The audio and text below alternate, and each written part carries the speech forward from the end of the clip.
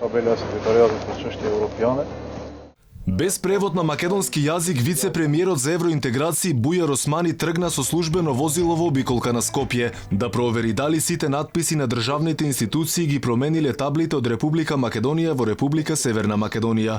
Тој на неговиот Facebook профил објави видео каде тој вози и тоа во придружба на директорот на Агенцијата за спроведување на законот за јазици Илбер Села, кој ги проверува таблите на државните институции.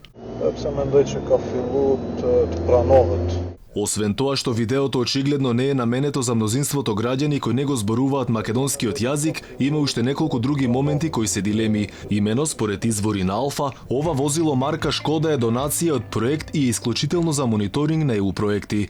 Зошто вице-премиерот го вози е прашање кое заслужува одговор. Додека вози, Османи директно се јавува на мобилен телефон со директорите на институциите во врска со таблите. Ова е прекршок за кој граѓаните плаќаат казни. Дали Министерството за внатрешни работи ќе го казни и Османи? Сакав да те прашам, бидејќи сум тука пред институцијата, гледам ова таблава е еднојазична само. Како ви е планот за заменување? Очигледно овие дилеми Османи не ги зел предвид, сакајќи да демонстрира ажурност во исполнувањето на законот за јазици. Ако тоа е целта, зошто видеото нема македонска верзија, односно превод? Вице-премиерот не дал одговор, ама си ја продолжи рутата кон владата, каде заедно со Села не се задржаа многу.